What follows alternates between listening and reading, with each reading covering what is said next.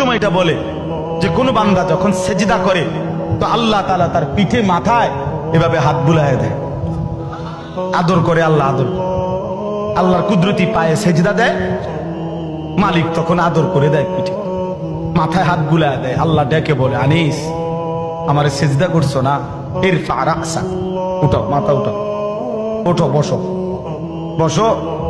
আর কিছু বলবা কিনা বলো। তো বান্দা বলে আত্তাহিয়াতু লিল্লাহি ওয়াস সালাওয়াতু ওয়াত তাইয়্যিবাত। আল্লাহ বলে আচ্ছা আমার প্রশংসা করলাম, খুশি হলাম, আর কিছু? আল্লাহুম্মা সাল্লি আলা মুহাম্মদ ওয়া আলা আলি মুহাম্মদ। ও মাশাআল্লাহ, আমার বন্ধুর প্রশংসা করলা, দুরূদ পড়লা, আমি এত খুশি হলাম, এখন কিছু আর বলবা? তো বান্দা বলে আল্লাহ সেজদা দিয়ে আপনার কাছে আসলাম, আপনার প্রশংসা করলাম, আপনার বন্ধুর দুরূদ পড়লাম, একটা উদ্দেশ্য আছে, মাকসাদ আছে। কি মাকসাদ, কি উদ্দেশ্য? আল্লাহুম্মা ইন্নী যালামতু নাফসি যুলমান কাসীরা।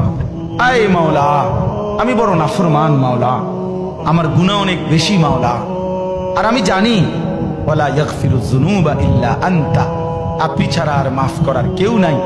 এই জন্য আপনার এত কাছে আসলাম, আপনার স্পর্শ পেলাম, আপনার বড় আকরাব ঘনিষ্ঠ হলাম। উদ্দেশ্য হলো ফাগফিরলি মাগফিরাতাম মিন ইনদিক, আপনার পক্ষ থেকে আমারে ক্ষমা করে দেন, ওয়ারহামনি, আমার একটু দয়া করে দেন, ইন্নাকা আনতাল গফুরুর রহিম, আপনি মাফ করবেন না কা, আপনি তো ক্ষমাশীল, আপনি দয়া করবেন না কেন, আপনি তো রহিম, দয়াবান। আল্লাহ বলে কস কি রে বান্দা, এত আদর করে বললে মাফ না করি কেন?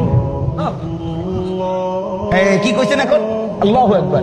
এই জন্য বান্দা যখন সালাম ফিরায় এই ডানে বামে, তখনই একবার কি পড়ে, অর্থাৎ উদ্দেশ্য হলো সে সালাম ফিরাইয়াই আল্লাহু আকবার বলে, অর্থ বলে আর মানুষের জানায় ভাই সাহেব আল্লাহ বহুত বড় মহান, উনি আমার মাফ করে দিচ্ছেন।